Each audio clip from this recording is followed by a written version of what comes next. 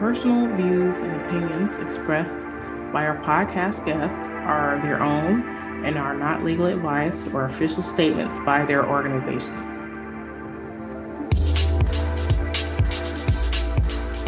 Hello, my name is Debbie Reynolds. They call me the Data Diva. This is the Data Diva Talks Privacy podcast, where we discuss data privacy issues with industry leaders around the world with information that businesses need to know now. I have a special guest on the show, Stephen Lawton. He is the founder, consultant, journalist, and freelance writer for AFAB Consulting LLC. Welcome to the show. Thanks so much for having me. Yeah. Well, I always like to start off by saying how we met. I think you and I have a mutual friend, probably a Canadian that you and I know together. And we ended up on a couple of panels, I believe, around finance. And I was very impressed with just your background and everything that you do. And over months and years, I guess, we've had opportunities to collaborate on different things.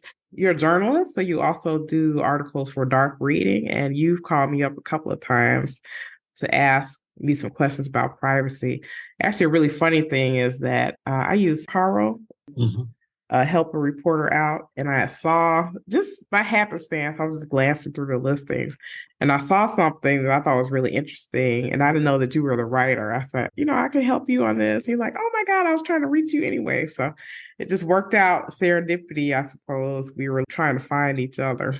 But why don't you talk about your background? You have a very unique background in media and journalism and cyber. Tell me about that.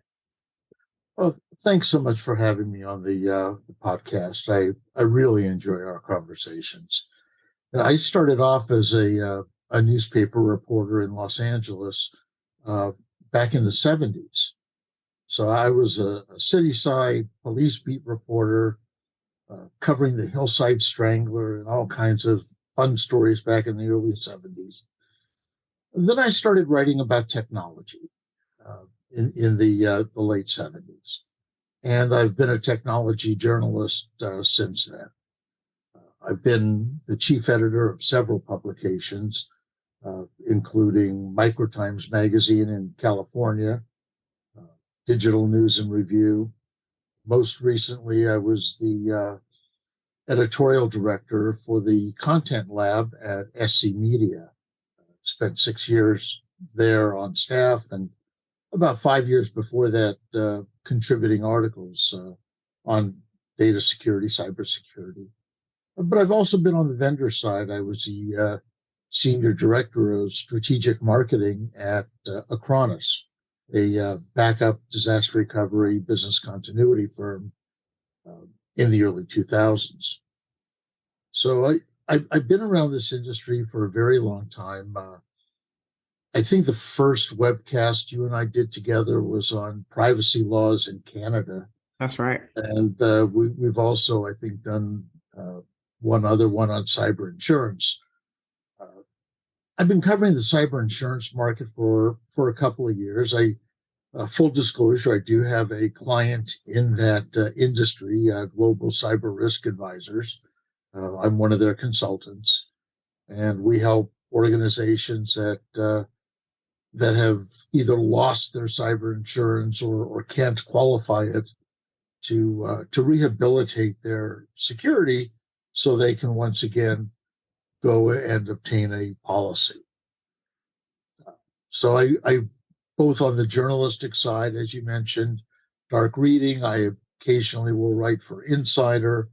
I write for IT Pro Today, which is from the same publisher as Dark Reading.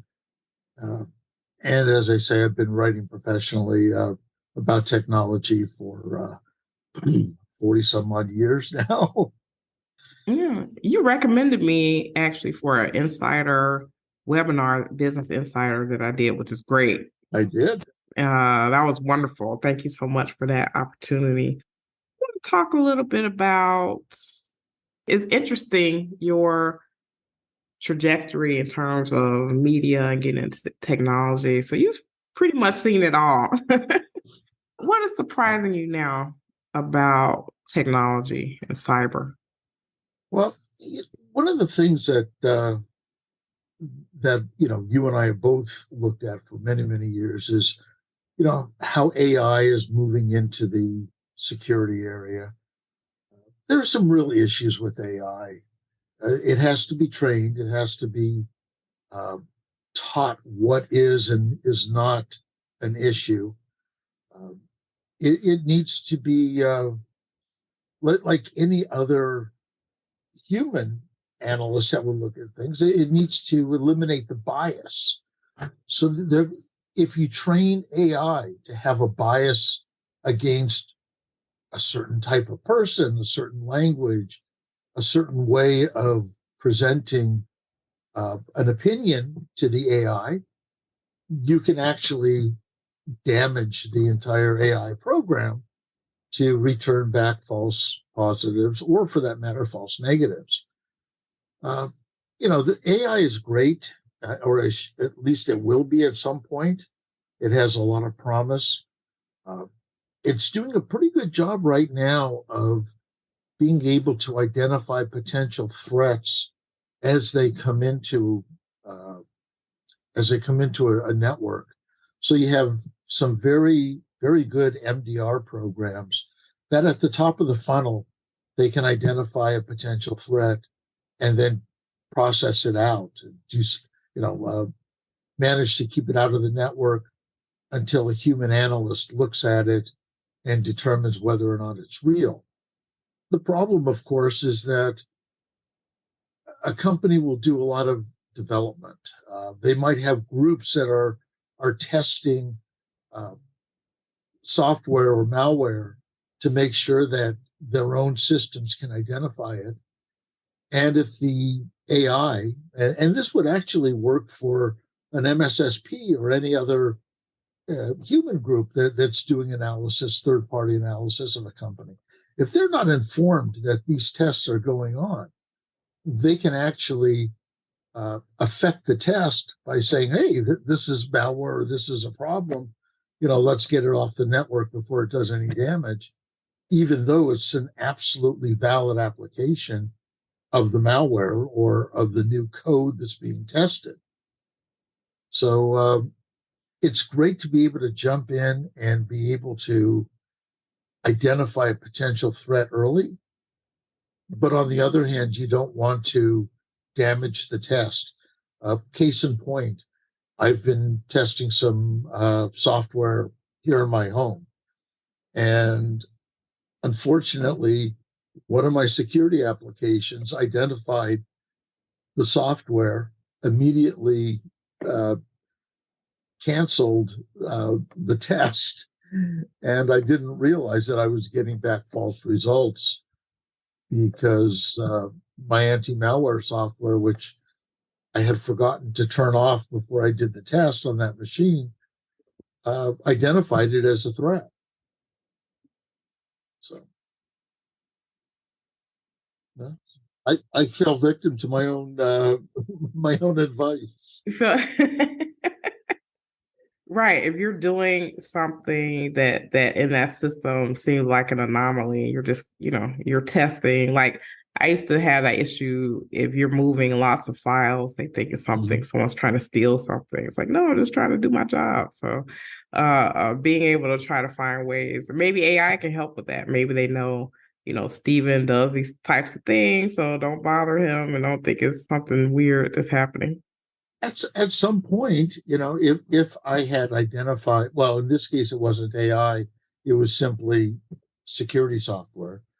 But if I had identified that this machine was going to be running this test at this time, it might not have caused the problem. Or I could have simply turned off the software entirely, which is what I ultimately had to do to run the test, which I guess it's a good thing that machine was not online at the time, because I would have been inviting, the bad guys in. But I keep the software running all the time. I named you one of my top global data experts in 2023. You did, and I thank you. And you're amazing. For anyone who doesn't know Stephen, definitely need to follow him and follow your writing. One thing I love about your writing, so I have an eagle eye for tech journalists who, because I look very closely to see, are they explaining the technology correctly? Are they like, getting it wrong?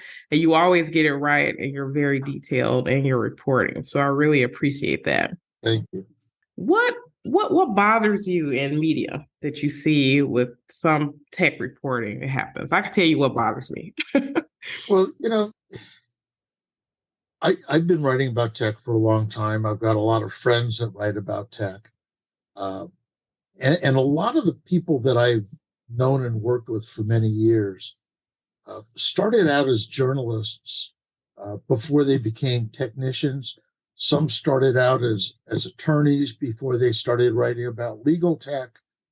Uh, Others were programmers before they started writing about programming tech. But what I'm seeing today is, some of the journalists don't have that basis, that historical basis. They look at the cloud and they say, "Wow, the cloud is wonderful. Look at all the things you can do." Well, when I started writing, we called the cloud timeshare. It was just someone else's computer. You're sharing time on that computer. You're sharing access. Now we have a lot more cool ways of getting on and off the cloud and on and off other people's computers.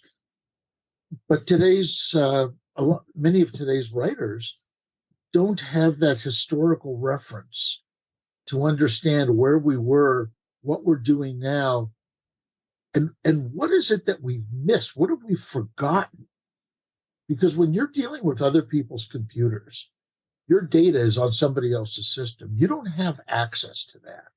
You don't know what they're going to do. So there are some applications, for example, that are marketed as being, a wonderful cloud-based app where you send them all of your writing or your data or whatever, and it goes through all of these gyrations and it comes back to you processed and cleaned or whatever. But unless you know what's happening on the other end there, unless you can actually trust that application or the people running that application, there could be potentially an issue. One of the things we see today, because of the great strides we've made in technology, data centers are actually going back on-prem. They're a lot smaller than they used to be. They're a lot more compact. They're quite powerful. I actually wrote about that for Data Center Knowledge, which was a sister publication to Dark Reading. But companies are bringing back some of their processing for their most important data, because sending it off to the cloud, well, it sounds great. You have to remember that cloud providers, their primary goal is to protect their investment, not yours. So they're protecting their infrastructure, but unless you're doing the job to protect your data, you don't know if that data is being shifted elsewhere. You don't know if, S3 buckets, you hear about those all the time being attacked, in the Amazon cloud. It's not Amazon's fault. It's their clients aren't doing the job of protecting their own data. So, unless you are working hard to protect your data every step of the way, you don't know where that is. You don't know, for example, if your data is being shifted from one country to another. So GDPR, for example, requires that data that originates in a country in the EU stays in that country. But unless you know the changes that your cloud provider is making, it may stay in the same country. It may shift to a different country. Here in the U.S., we have we have internet lines that will cross the U.S.-Canadian border, not because there's anything terrible about that, but that just happens to be the way those lines are run. They cross borders. Technically, that would be a violation. You know, uh, in Europe, that would be a terrible violation. GDPR certainly is much more stringent uh, than the U.S. Regulations or the Canadian regulations at this time. So unless and the cloud providers, by the way, won't tell you when they do updates because they're doing updates all the time. So if they're not careful about what they change, you as a corporation, as an enterprise, could be in violation of regulations without even knowing it. That's true. One thing I told people about the cloud, I think they did a great job of advertising it and marketing it, right?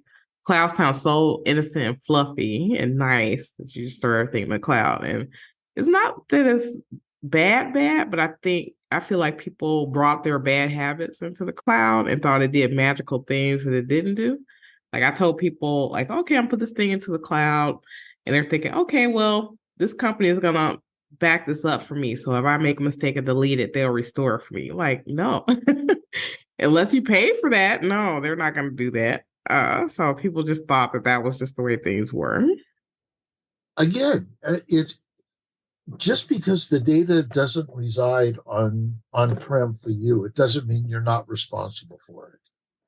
And for the companies that put too much trust in their cloud provider to protect them, you have to be very careful. You have to read your service level agreements on what exactly the provider will do for security and what exactly you need to do.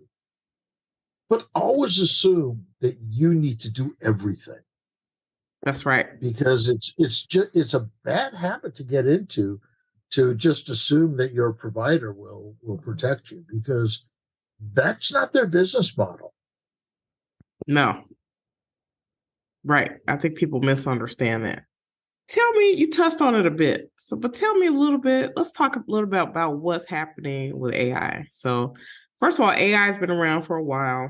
Some of this AI that now the people are talking about, I think the change that has happened is that with things like ChatGPT, AI use has kind of broken into the consumer market, where it was probably pretty mature in the corporate market. And, big companies, they have people who build AI stuff for them all the time. They're used to this. But I mean, even a lot of the tools that I'm seeing, they've been probably used and tested in these bigger companies.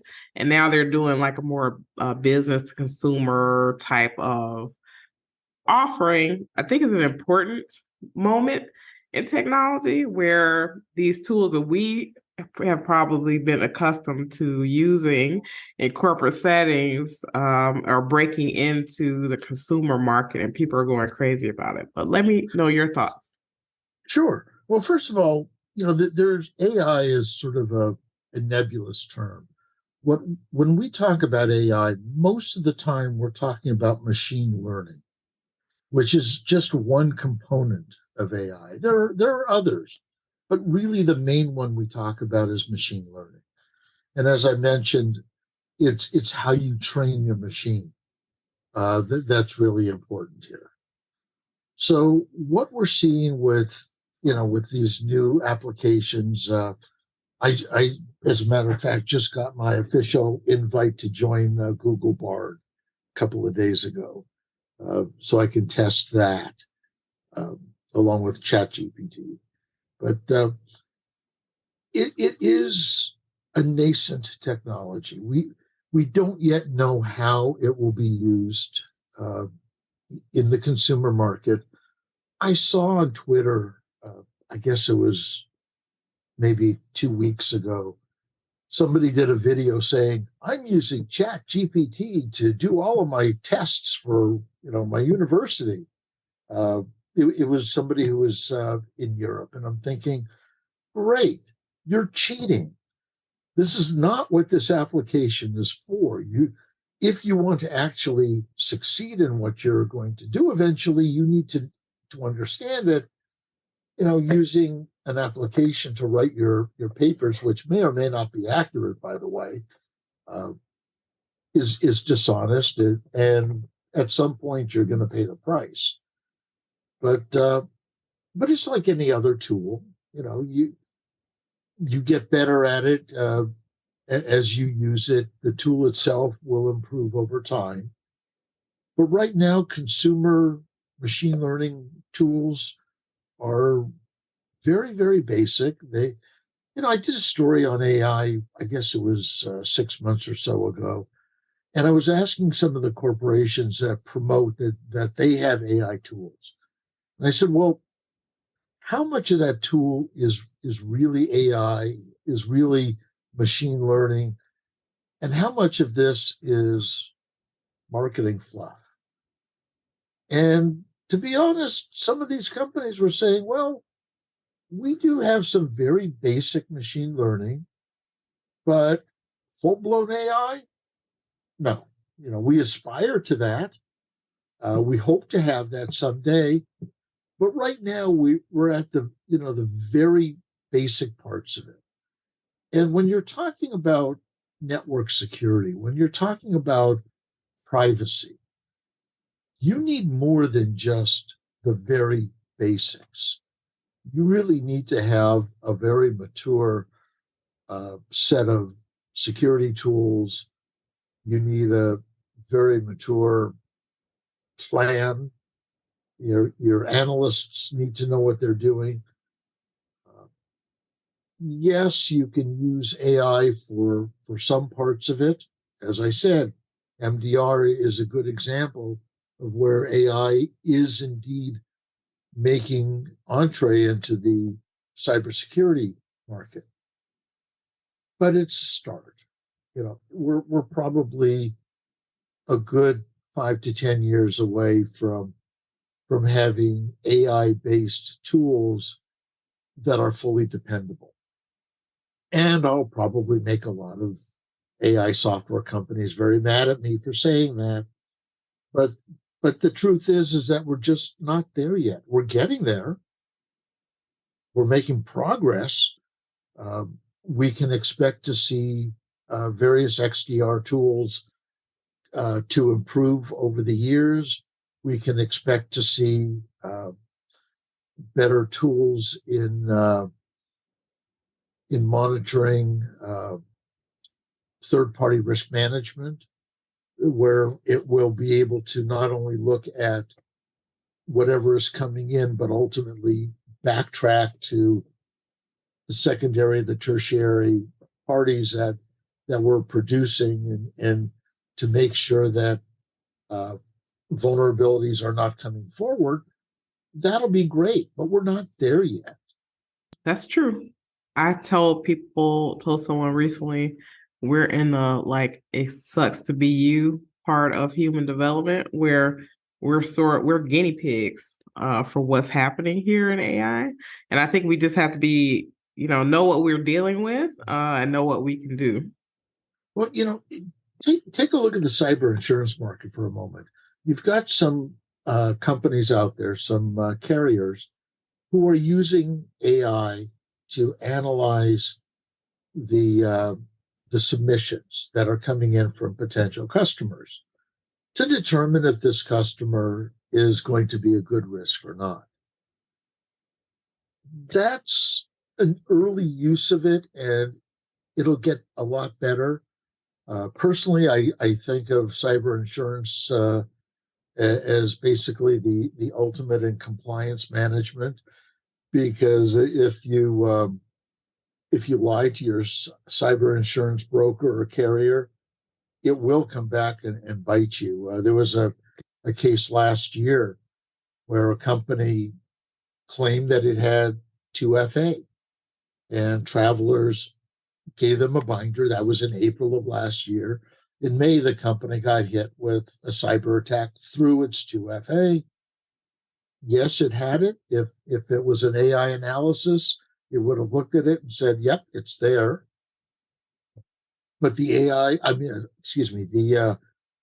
the 2FA was not sufficient to identify this particular attack. It may have been a couple of years ago when it was installed, but for 2022, when the attack occurred, it wasn't sufficient. Instead of simply denying the claim, Travelers actually sued the client for lying on its application about, attesting that it had actual 2FA that was sufficient to meet the current market.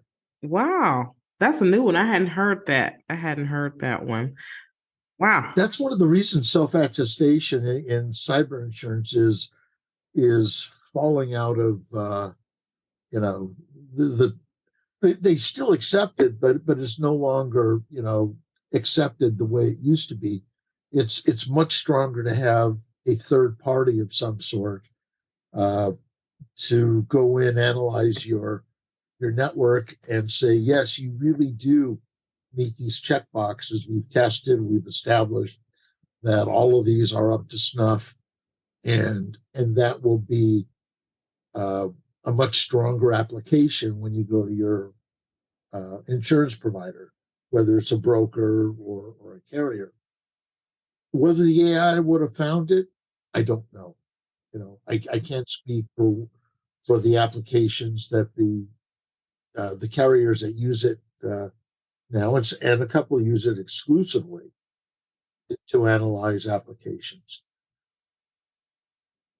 When cyber insurance first came on the scene, a lot of companies thought they were going to be printing money because they thought the risk was going to be super low, and it just didn't turn out that way. So it's like the risk is way high. We have so many breaches, and then we've seen over the last few years, as you were saying, cyber insurance companies are really tightening up. They're asking a lot more questions. They're asking for a lot more evidence that you're doing things. And I think, when you talk about having third parties come in and test your stuff, that's really a tough issue, especially for small and fledgling new businesses, because some of these third party attestations can be thousands and thousands of dollars.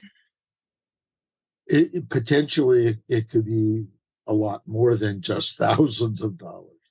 But you're right, and it does become a challenge.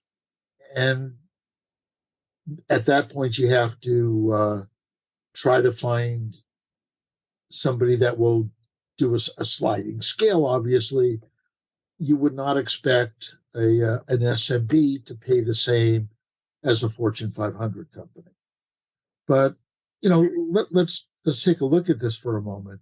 The risks are different, certainly between what a Fortune 500 company would have at risk, and because of their size and because of not only the number of networks they run, but the nodes and all that.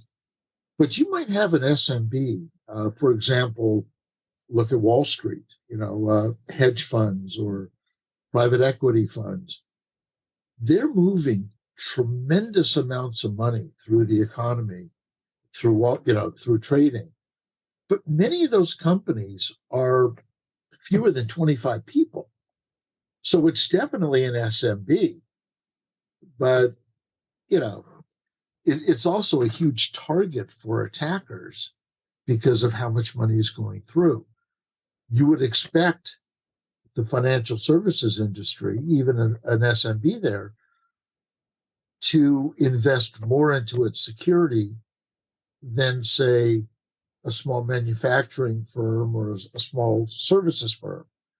Now, I know this isn't fair because Target has done a lot of work in the past 10 years to improve its security.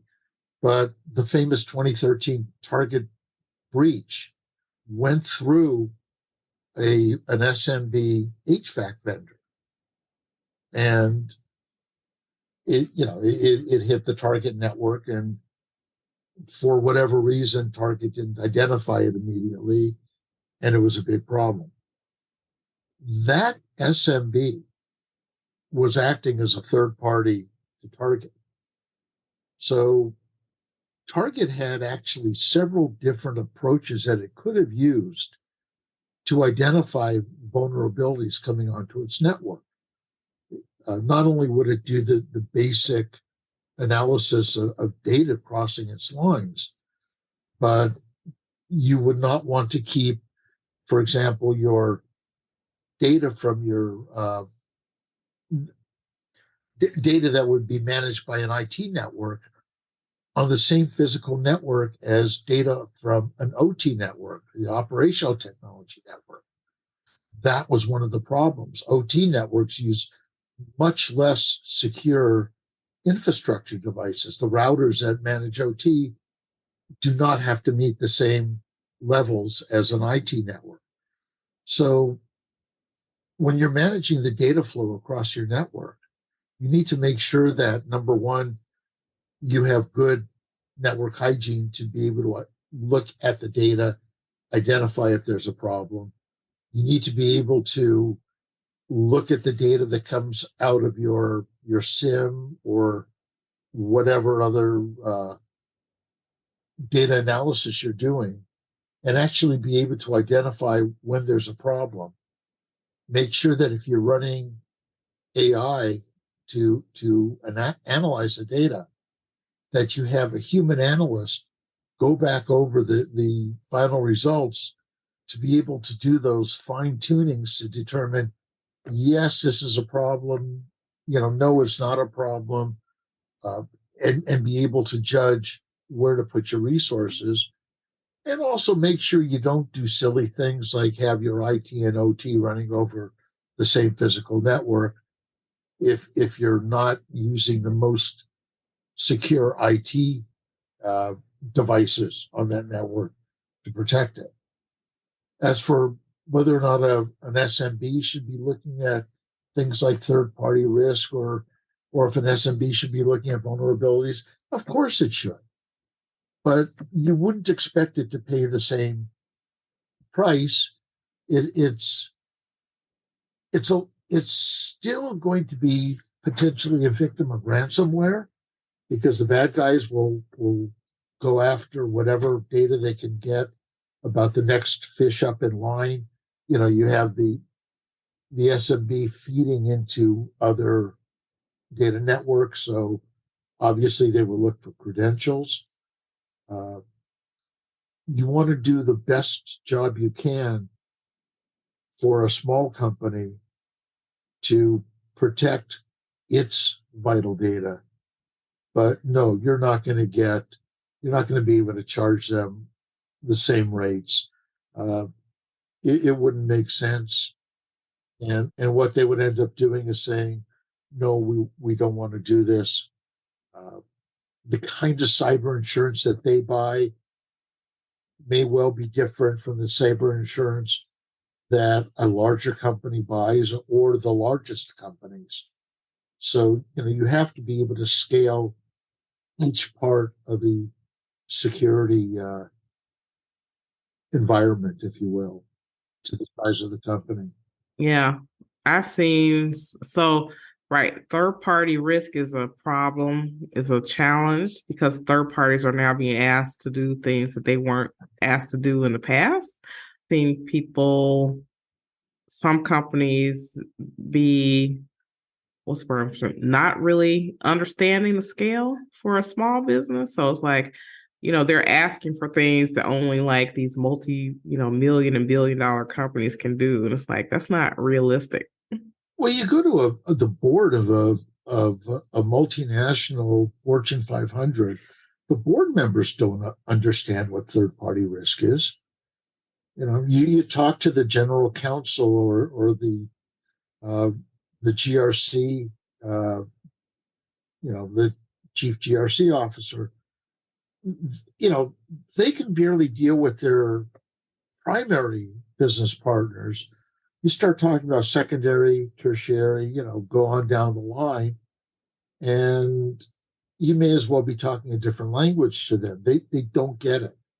GCs have a lot on their mind, and the general counsel or the outside counsel that specializes in cyber insurance will be the one negotiating those agreements with the carriers, but they may not necessarily understand all the components. Uh, you know, Marsh McLennan, the largest broker in the world, has a list of 12 cyber controls that you need to have in place. There are 5 basic ones of theirs that you need to actually have before they'll even sit down and talk to you. Yeah. And, third party risk, supply chain risk, that's number 12 on their list of 12. Uh, but, that would be, for example, a good starting point for a company that wants to uh, prepare themselves for cyber insurance. And other carriers and brokers have their own lists. I use Marsh only because I've used that graphic in multiple stories, and I've worked with them on a couple of webcasts in the past. They really know what they're doing, but there's a lot of outstanding brokers and insurance companies that understand what you need to have in place before you get a policy. I strongly suggest that anybody who's trying to get cyber insurance, if they've not been able to qualify, ask your broker, ask your carrier, what are the controls that you absolutely need me to have in place first? And, help me identify where I'm falling down on the job. Because if you just get back a rejection that says, sorry, your cyber controls aren't cutting it, without actually outlining which cyber controls are missing, nobody's going to to be able to figure out where they need to spend their money, where they need to spend their efforts. Yeah, that's fair. Right. You don't want companies spinning their wheels, doing things that aren't really going to help them solve their problem. Yeah, they need to be productive. So ask the questions. The first time you approach either a new insurance broker or carrier, or you go in for a renewal, ask them, what is it that you're looking for, so I can make sure that when I submit my application, it's more than just check boxes. It's more than check boxes. ICS will tell you it's more than just check boxes. After the fiasco with Travelers, you need to make sure that you need 2-factor authentication. You need to have the training. You need to have a plan for how you retire old machines. One of the biggest problems that we have with companies that are exclusively in the cloud is that they'll spin up virtual machines to do whatever, and they never take them back down. They don't even know what resources they have, aside from the fact that all those VMs out there are costing them money. Every one of those VMs that they spin up that they don't take down is costing them a vulnerability. So you need to make an effort to find out where your vulnerabilities are, and then start working backwards from those before you present to an insurance company. And again, it's good to have a third party verify what you're doing. I agree. What are your thoughts about privacy? So you and I have had many chats about this. I feel like cyber and privacy have a symbiotic relationship. Obviously not the same, but tell me about privacy and your thought process and its importance. This is kind of a banner year for privacy laws. There were 5 states that had new privacy laws go into effect this year alone. California and Virginia are probably the 2 main states that have new privacy laws. Connecticut has one, Utah has one, and I hate to say it, but I'm just completely blanking on the 5th state. Colorado? Yeah, I think so. So, privacy laws are are certainly necessary. They're outstanding. The problem that we have is each one is a little different. And it's not just one privacy law per state. So you'll have privacy laws that cover individuals. You'll have privacy laws that cover children. You have privacy laws that cover medical. Yes, we do have HIPAA and high tech for national privacy laws. But with so many different privacy laws, it's very difficult for companies to know what they need to do to protect the privacy, the data that they're collecting. Then you throw into the mix if any of the people that you're working with are EU citizens, now all of a sudden you have to add full-blown GDPR to the mix. We have new privacy laws in India, throughout APAC. There are several countries that have added privacy laws. So if you're international, you need to somehow normalize all of these laws. One approach certainly is to look at all the laws that are affecting you, take the most egregious parts of each law, build a privacy policy around that, and figure if I'm covering all of the most difficult parts of every law that I'm dealing with, I should be okay. But still that takes a lot of time and a lot of effort. On the other hand, if we can't get a national privacy law, it's better to have something. So yes, California's is probably the closest to GDPR of all of them, but still the laws in the U.S. are different in focus to the laws in Europe. The EU regulations are focused on protecting the privacy of the individual. The U.S. laws are more process oriented and are less.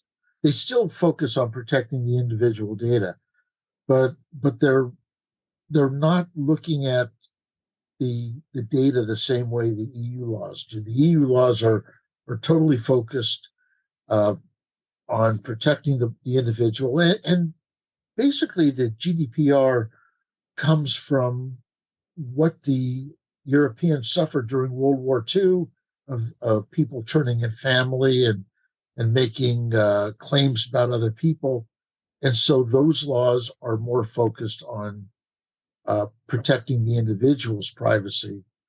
In the US, the laws are more focused on protecting corporations and keeping them from having to violate consumer privacy. But the focus is less on the person, more on the organization. It's just a different way of looking at the same thing. Right. I say, right, the US has a consumer focus as opposed to a human focus. And not every human is a consumer. So there are some gaps there in the way that our laws are articulated in the US. Yeah, I think I mentioned already, the insurance companies are really a compliance tool that companies can use. If you're involved, for example, in a merger or acquisition, you definitely want to find out, what your target company that you're acquiring told their insurance company about how they protect privacy, how they protect, whether it's privacy of the network, privacy of the data, uh, privacy of the individual, how they're going about doing that. Because you want to make sure that, of course, everything is in sync. Well, certainly one of the worst things that happens in an acquisition is that companies don't ensure that that their technology matches the technology of the company that they're acquiring. That's usually the last thing they talk about before they sign the contract. It's like, hey, do you guys have, security controls? Yeah, we got security controls. Cool.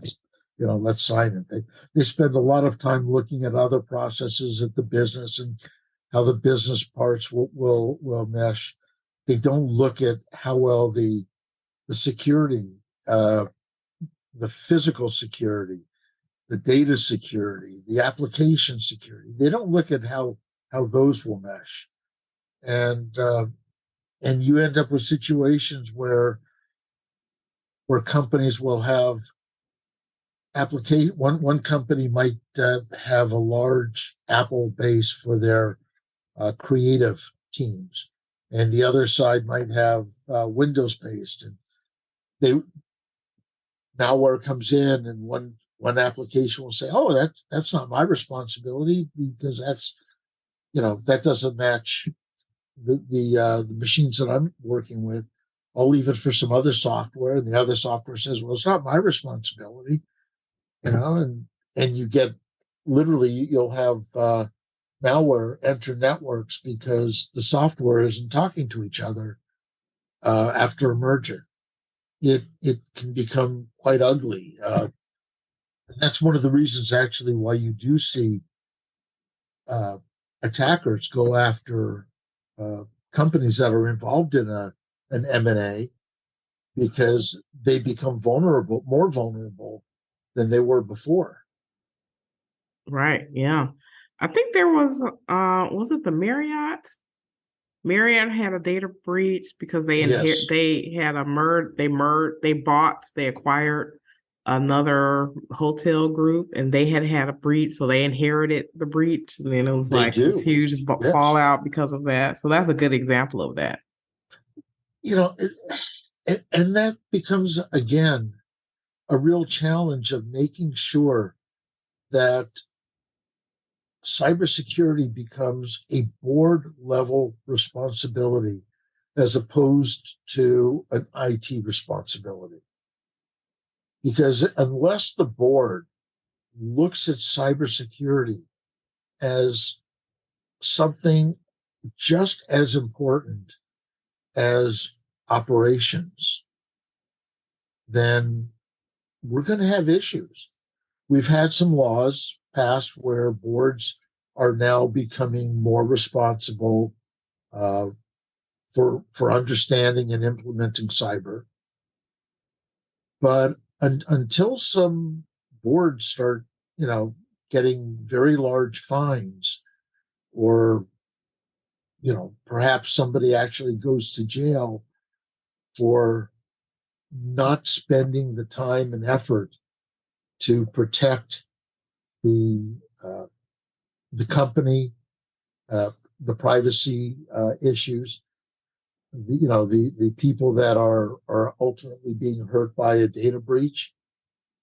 Um, it just becomes the cost of doing business, and they write it off as, well, it's IT's fault because they didn't pay attention. Well, that the CIO is responsible for making sure that the trains run on time, that their focus quite often is with the operation side of it, make sure that sales aren't hampered. The CISO, if they report to the CIO, there's a conflict of interest because the CIO is trying to make sure that the operations work as opposed to the security. When the CISO reports up through risk or directly to the board, that's better.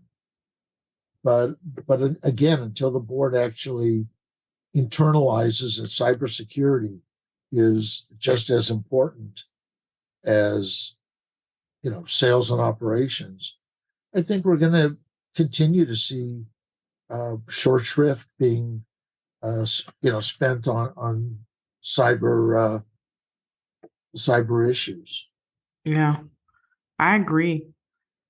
So, if it were the world, according to you, Stephen, and we did everything you said, what would be your wish for privacy cybersecurity, cyber insurance, anything. Oh, Lordy, you really don't want that. Um, I think what you would see is the CISO reporting directly up to the board and having um, having the boards more uh, responsible for protecting. You know, having they have a fiduciary responsibility already to the company, but I think that fiduciary responsibility has to include cybersecurity.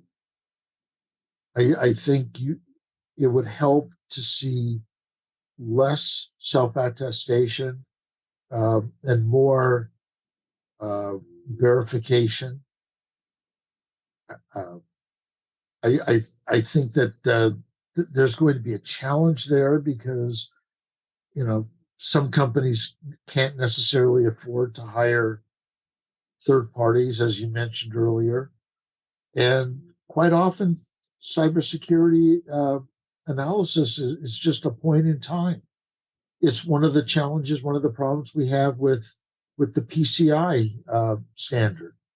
You'll have an analysis done, and it's just a point in time, and uh, the next time somebody upgrades software or does changes to the environment, uh, it no longer meets the PCI test because these changes may have significantly altered the network. Uh, I think we need to see more. Well, we're seeing more investment in things like AI, in things like third party risk, and uh, in the analysis of companies before they get cyber insurance. But the cyber insurance industry is in chaos now. As you mentioned, you used to buy a cyber policy the way you bought a house policy or auto policy. That's that was very simple. Then came the pandemic and the significantly uh, large increase in ransomware attacks, and all of a sudden, companies that were selling cyber insurance are saying, "Well, wait a second. This is we didn't get into this business with these expectations of loss." So the, you'll find now companies pulling out of the cyber insurance market. There's not as much inventory available. What inventory is available is more expensive. It's harder to get. It's harder to get renewed uh, because of a lot of fear, uncertainty, and doubt amongst the carriers and the brokers, but particularly the carriers, who have the underwriters that make that decision. Um, and we need some normalcy, but we need normalcies in the privacy laws. As long as, for example, in the U.S., as long as there's uh, so much infighting within uh, Congress, and you know fighting about the silly stuff, nobody is looking at some of the issues that really matter, uh, and trying to bring normalcy to the lives of the people and to the business operations. You know, they're spending too much time, playing their own games of politics instead of actually trying to do the job of what they're there for. Yeah. I'm concerned that can we do big things anymore? Like, could we do the Hoover Dam today? Could we do the federal highway system today? That's one thing I wonder about that. So that concerns me with things like something as big as a federal privacy law. I wonder, can we Well, even do this? Right now, I don't think we could. And again, it's not that we don't understand the need for it, but you know, the Federal Highway Administration, you're talking about things that were created in the 1950s you know, when the parties were, the loyal opposition, but they were still loyal. You know, now there's so much chaos in Washington that, and such a lack of trust that I, I don't, I don't know that we could do those kinds of big privacy bills, those important bills. I mean, uh, perhaps we'll be back at that point again, but I think for the next 10 years or so, we're going to try to be getting over some of the silliness going on in Washington. We, you know, we might be able to do some basic privacy laws, Basic, yes. But you know, perhaps taking what we already have in some of the states and combining them. But you look at our friends up north, our Canadian friends, and even even they had a privacy bill. I think it was what, a year, almost 2 years ago, that almost made it through a national privacy bill. I want to say Bill 25, but I might be wrong. But we came very close up there, and then they had a national election, and everything fell apart, and the bill never actually made it through their, the legislature in Ottawa, and they still haven't been able to pull it back. There are some new bills that they're trying to get through, but even there, some of the provincial privacy laws will take precedence over their national privacy bills. So, and they have a lot fewer provinces than we have states. That's right. You know. Yeah, that's true. Oh my goodness. Well, thank you so much for being on the show, Stephen. This was illuminating. It's always a pleasure to collaborate with you. You're a tough cookie. You bring a lot of knowledge and depth to all these things. So I love to see your perspective always on what you're thinking about, what you're writing about, because you really get everything about technology. You ask all the right questions. Well, thank you so much, Debbie. It's always a pleasure to sit and talk with you.